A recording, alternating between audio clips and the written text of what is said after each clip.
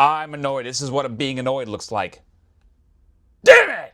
Get rowdy! Get rowdy! It's time for the championship! You better get rowdy! Think nasty, think nasty, think nasty. I'm gonna whisper this whole episode. I'm gonna whisper this whole thing. Welcome back to the Warehouse for Blitzball Battle 7, the Women's Championship. We are back to the Warehouse for Blitzball Battle 7. The championship is set. Let's talk Blitzball.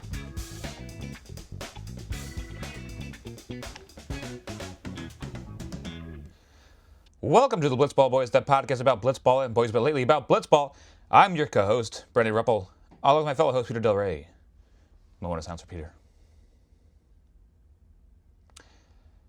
Well, we're in the wake of the championship game happening pretty much within the hour right now. I was very busy yesterday. I'm sorry that I didn't get to put out an episode on Monday, but here we are, playing catch-up, as always, but before we talk anything championship, we gotta face the problem at hand here. I was dead wrong about my prediction. I completely wrote off McFlurry Power, and here they are, knocking out the defending champion, We Got Ice. Wow. Who thought it could happen? All the people commenting all season long were so dead set on We Got Ice making an easy run all the way to the championship, and I mostly agreed with them. Especially when we got to this point when they were going to be in the semifinal matchup against a team that I never really gave the time of day.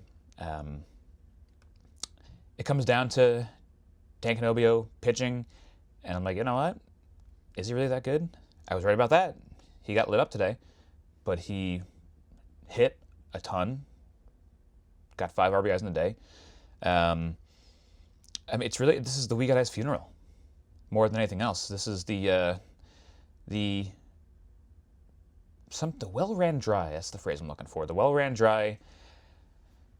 We saw Ryan Cohen come in to pitch today. That's kind of like a white flag waving kind of moment there.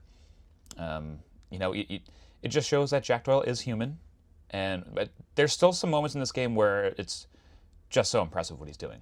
We got to give him some credit here. Let's give our flowers to this team. We Got Ice for making this run, having one pitcher, having to pitch more pitches than anyone in the entire warehouse, and still putting up such a good fight. With that said, McFlurry Power deserves one more rose than We Got Ice, but yeah, it's sad to see them go, but you know what? Who likes repeat champions anyway? Is it good for the sport, for the Blitzball Battle Arena, to have Woogas face off against two guys that do not work for the company?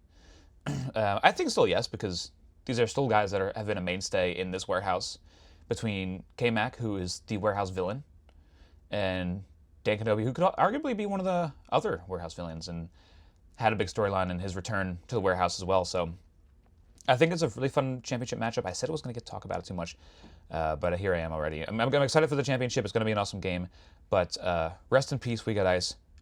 Ice that arm, Jack, as much as you can. Let's get into the burn.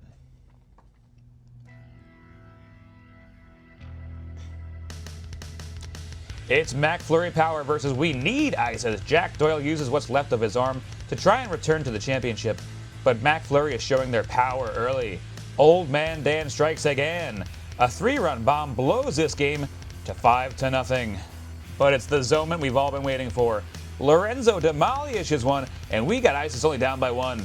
Second inning now, and Canobio responds quicker than an out-of-office coworker. He homers to extend the lead to 2. We Got Ice looking for some late-inning magic, but K-Mac likes his ice creamed. He gets out of the inning, and McFlurry Power wins this game 6-4 and knock out the defending champs. Wow.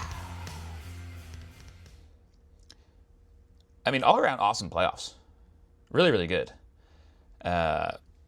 This game, not as magical or... what's the other word? I'm at a loss for words today. I think I had too much coffee. 2 cups of coffee is too many cups of coffee. There's no extra innings here. We had the 2 back-to-back 4-inning games. Those were absolute classics. But we still had 2 good games after that. I appreciate all of the semifinal matchups. All the playoff matchups in general. It was a lot of fun. This game starts off in the top of the first, as all games do, K-Mac. I mean, this is a sign of things to come throughout this game. K-Mac doubles in the first pitch. And he hasn't really been doing that. I think we're starting to see that two lefty batters, which I think there's only two in this tournament, and they're on McFlurry power. That sidearm three-quarter slot sinker that goes to the lefty batters kind of acts like a lazy curveball. Unless it's dotted super up and in. I think it's best used to a lefty if you throw it at their heads and dot it on the up and in corner to them. But if it's low, it just curves right into their barrel. And we saw that a few times. So we start with this double in the first pitch. Dan Kenobi strikes out. Jack strikes out K-Mac also. I'm like, oh, damn. Jack is just going to plow right through this game and show us that it doesn't matter how tired you are. It doesn't matter how many pitches you pitched. He can still dominate. But put that man in second. Kenobi rips one off the back wall for an RBI single. That starts the scoring. K-Mac walks. And now we're starting to get that pitch count up at a time where Jack cannot really afford to have it go up too much. And they talk about it in the broadcast a little bit. Sure, the arm's probably in pain a little bit, but when you do throw this much, it's things like your landing leg and your hip. The power that comes off of your right leg, that hip starts to get very tired. And your ass cheek on your left planting foot, that starts to get extremely tired. Among a lot of other things, I'm sure, too, when you pitch that much. But you see him stretching about a little bit in this inning. But yes, walk to K-Mac. There's two men on. Old Man Dan powers one to left field. Just incredible where he really has not looked good at the plate since at the one-inning roulette league. And I think in that league he was pulling the ball a lot. And this game, I don't know, this whole tournament, he's just been going oppo. And it's been working great for him. His timing's been great. He's been barreling balls. In the past, this is just me, but let me know in the comments if you feel like Dan Canobbio has been a threat to you in your mind before this tournament. But he really hasn't been for me. And yeah, he was McFlurry's offense in this game and pretty much throughout the tournament. K-Mac singles, and Jack sees the writing on the wall a little bit here and is like, you know what? If we give it 5, hopefully we can match them, and I can come out in the second inning and just save my arm a little bit right now because it's just needless pitching if we're going to end up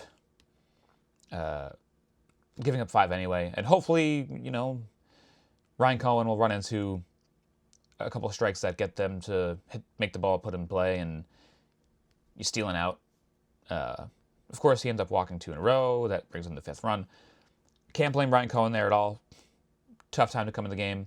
The broadcast talks about his 3-prong approach a little bit, and I guess that's a method that he's found that helps him control the ball. Doesn't really work here. I feel like he was short-arming the ball a little bit, but I'm not going to critique Ryan Cohen too much in this game because it's a really tough spot to just come in and try and find your groove. So, understandable. It's 5-0, McFlurry power. So Dan Canobbio starts in the mound. He's had his 2 days rest and starts off strong with a strikeout of Zoe. We get a walk of Jack and Zoe singles. All right. Jack Doyle RBI single. We got first and third and 1 out. They're cooking a little bit. Still 5-1, but this is we got ice here. They hit. They always have hit. And Zoe, we haven't heard his name enough in this tournament. He's been hurt a little bit. He's had that shoulder problem that's affected his hitting slightly. Classic center field Zoe homer. He's been missing that pitch up, and he finally gets it. Pitching inside to Jack and Zoe all game long. And Zoe finds one that's middle, a little high, and goes with it, takes it up top. Beautiful swing by a beautiful man.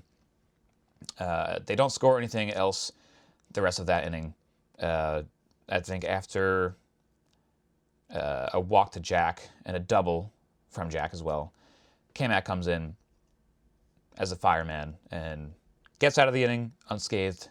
So they still have the lead at 5-4. And we get to the top of the second, and Dan Canobbio immediately cranks another homer. It's that sidearm sinker that has that curveball action to a lefty, and he just puts the barrel head down, cranks it out of here It's a beautiful swing. And both pitches that he hit for home runs, really not horrible pitches. But it's just kind of in that lefty happy zone. And that's where Dan Kenobi is going to do damage. That ends up being the only run in this inning, which is, I don't want to just blow past that because this is a storyline with Jack. This is part of the We Get Ass funeral and the flowers I want to give to him. So after that home run, he doesn't give up anything else. He walks K-Mac, but then he comes back and strikes out Dan Canobio. K-Mac doubles, second and third and 1 out. He strikes out Dan Canobio again, walks K-Mac, bases loaded, and he's running on complete fumes at this point. He's trying everything. He tried the grab the ball with your left hand and pretend to throw it with your right. He tries some of that. He's quick pitching now.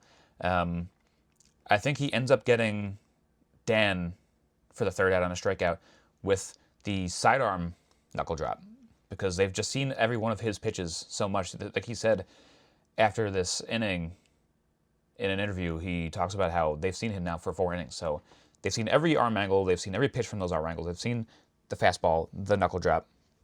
They've seen the two-seamer, the sinker, the rising slider.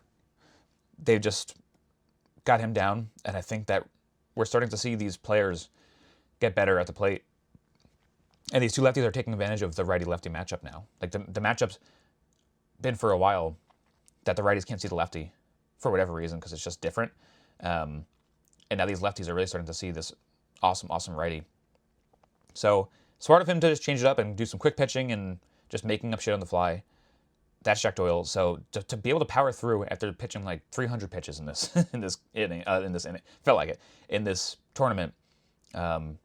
Really cool way to keep themselves in the game and give We Got Ice still a chance to win. Only down by 2. It felt like so much more. They're only down by 2 after Jack powers through that inning. Just really awesome job by him. But K-Mac, they talk about it on the broadcast. He's never had a bad season on the mound. His worst season was like a 3 ERA. And it's hard for me to remember, really understand what that means. I don't know if they do it by game or how they do the math on ERA since we only do 2-inning games. Regardless, K-Mac usually only gives up a couple runs a tournament. I don't know, he's just that good. He pounds the strike zone. Since the early days, he's added that slider that tunnels off of his sinker. We talk about that all the time. He's got the added funk when he needs it. We saw that a little bit in this inning too. He's so good. He'll give up the occasional bomb, the occasional jack doubles off him in this inning, but he gets ground balls in that sinker a lot. He got 2 ground balls in this inning, both by Zoe. Makes that fun rolling diving play. And that is our semifinals. McFlurry Power is going to the championship. We Got Ice can no longer defend their title. Wow. I'm excited to talk about that matchup a little bit later. But for now, let's do our Play the Game. My player of the game is Dan Canobio. Sure, he shits the bed on the mound in grand fashion, but you can account for 5 of the 6 runs driven in to Dan Canobio. 2 home runs in this game. He looks really confident and competent at the plate. I think you can chalk up his outing on the mound to just a blip, and he can probably be quite serviceable in the championship game if you need him. It looks like with the hot hand being K-Mac right now, you'll probably start with him, but it's good to know that the second in command right now is Dan Canobio, who has a lot of bullets left to give. So that is important. That should play into the Woogas game later. But yeah, I mean, the hitting is new. The hitting is different. It's good. It's really important because McFlurry has been a team for a long time now that just pitches and doesn't hit. So for Dan Canobio to emerge as one of the better power bats in this league right now is really important for their championship game next game. Time for our Play the Game. For me, this is going to be K-Mac's diving grab to end the game. Was it a great play? No. Was it a good play? Maybe not even. But it was an all right play that was kind of funny and ended the game. It was an exclamation point to a great game and shows sometimes having the glove in your hand is useful. He does catch that ball in the glove. Should he have let it go by him? Probably, but also Dan Canobio was the one behind him, so he might have botched it. Great play, great wherewithal and mind presence to be able to keep your eye on that thing and glove it. Really great stuff. Great job, K-Mac. Great end to the game. Wow. And now we're only down to 2 teams. It's time for our championship game prediction. Mac Flurry Power versus Woogas. Wow. Now, there's 2 storylines here in this game. Only 2. Dan Rourke is a good pitcher now, as of the playoffs. And Dan Canobio is a good hitter now, as of this tournament. I think we will continue to see, from the pitching side on Woogas, we'll continue to see Woogas chaos. They're going to ride the hot hand there.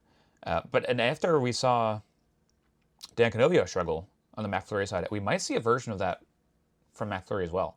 I think this is, obviously, as a championship game, it's all hands on deck. Woogas has had experience with just kind of going back and forth and riding the hot hand, so maybe that benefits them. There's a chance that Mac Flurry doesn't even need to change things up, and they could just go K-Mac until they can't anymore. So we'll see how that goes.